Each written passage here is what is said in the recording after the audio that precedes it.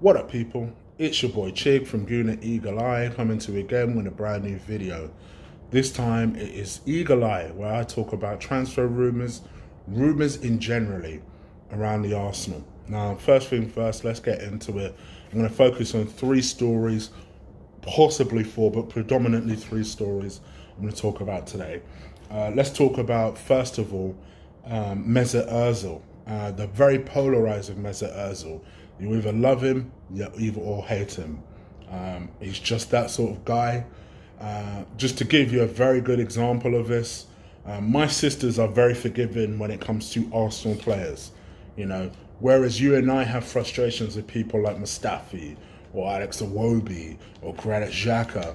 These guys, my sisters, are very forgiving of all of them. Even with Arsene Wenger, in the last days of Arsene Wenger, they only wanted him to leave because they just were sick of hearing the abuse that he was getting. And they because with them, much like a lot of you guys, they predominantly have only seen Arsene Wenger.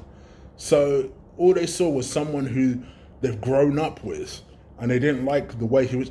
You know what, to be honest, even with my issues with the man, I didn't like seeing the abuse he was getting. I just wanted him to leave, partly because of that as well. Even I have to admit. You know, I'm not hard-hearted. Even I must admit it was sad seeing the abuse he was getting. But with Mesut Ozil, when it comes to them, they have no such time for. My sister just sent me this link saying, what is wrong with this guy? And basically the link was, the Arsenal board have accepted that they cannot shift Mesut Ozil due to his £350,000 a week contract. And on the one hand, I'm fuming, like, oh my gosh, what will it take to get rid of this guy? But I don't really blame the board, and I know a lot of people blame Unai or blame the board for the fact that they can't get rid of Mesut Ozil. To be honest, and I said this to my sister, if they were paying me £350,000 a week, I wouldn't want to bounce either, to be honest. And I think this is the situation we're in now. We're in a situation whereby we are essentially being held ransom to this guy's contract. I blame the weasel. I done told you guys from the very get-go, I never trusted him, I never liked him, I never bought into his nonsense. And that's why I had arguments with people throughout his time at Arsenal Football Club. Like proper arguments with people.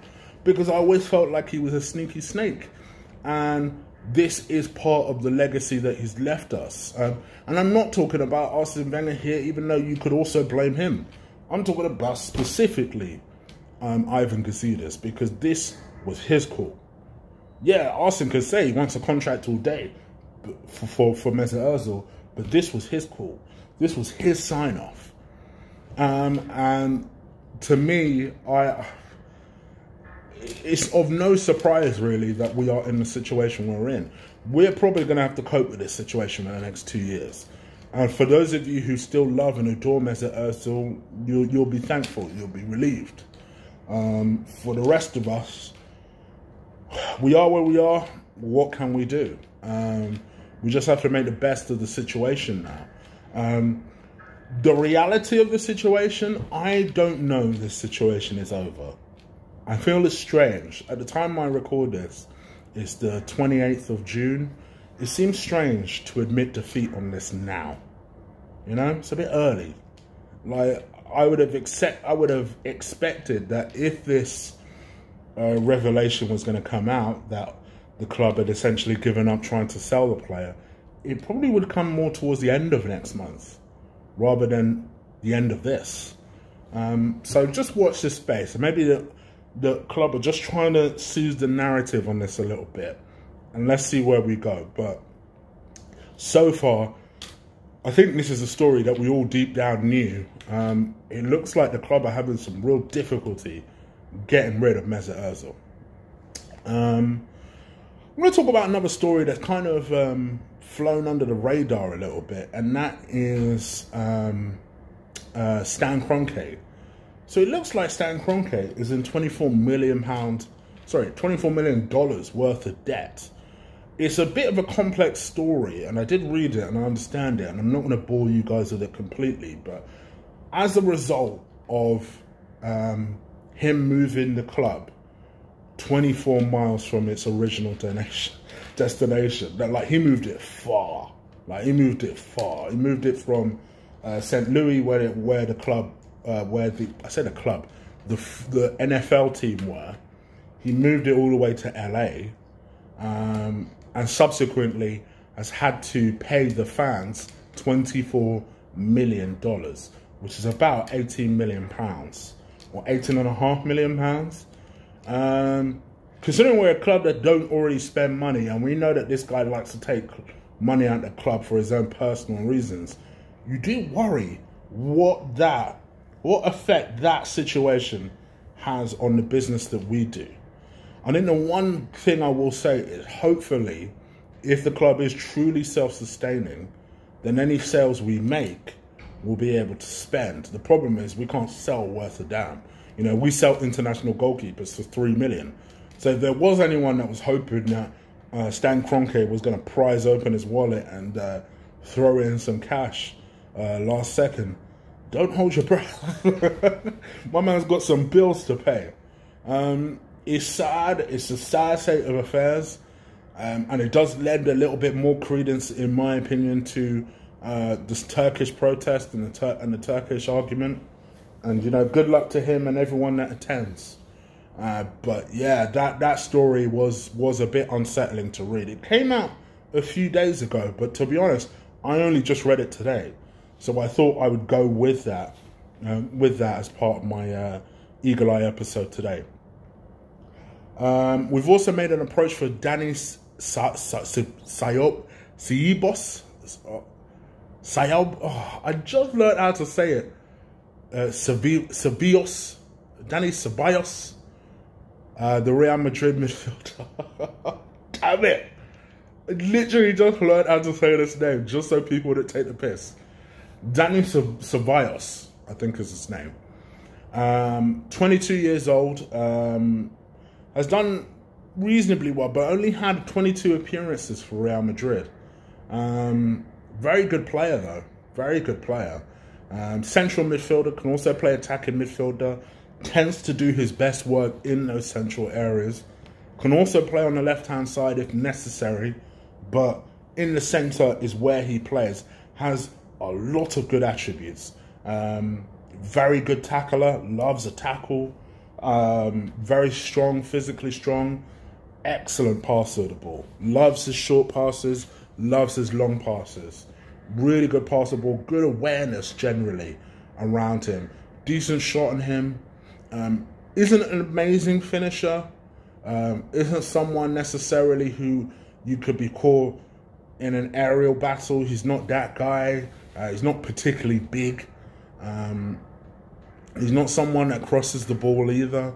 But I think in terms of a technical player, in terms of, and I don't want to put so much pressure on him, in terms of someone that potentially could be a Santi Cazorla, maybe worth the punt.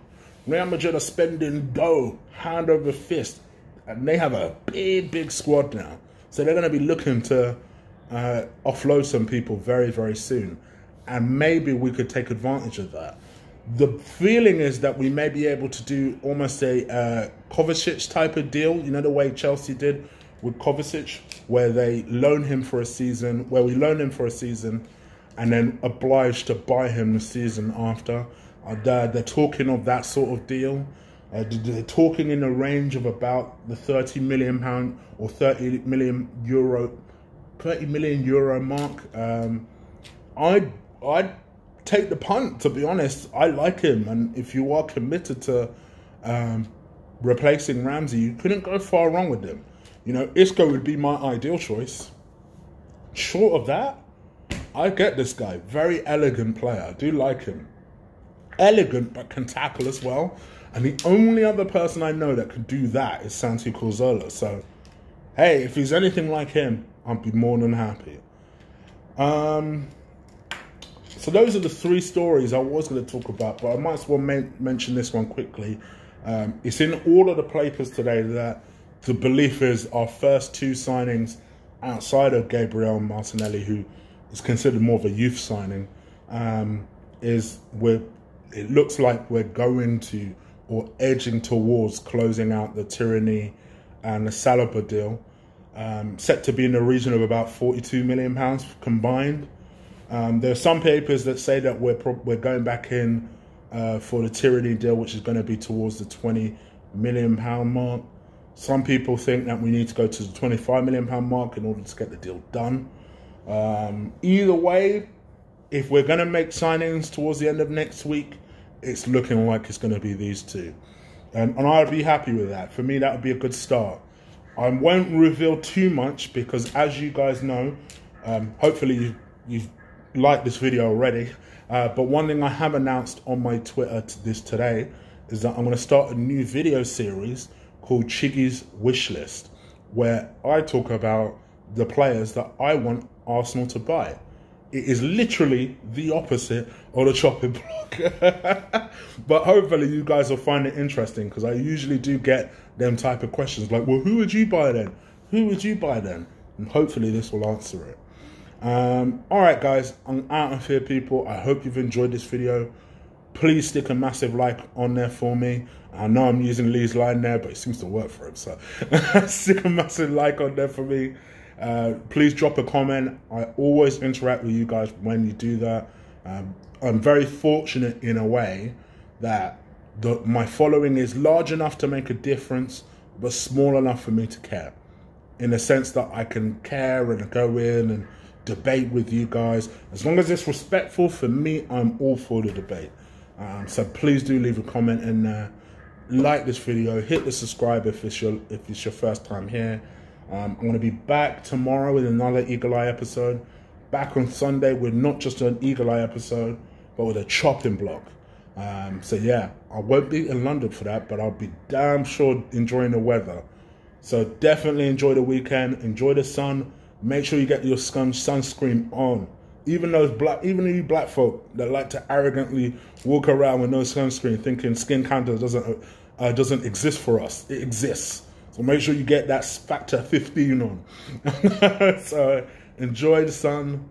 I'm out of here, people. Be back in the weekend. Take care. Deuces.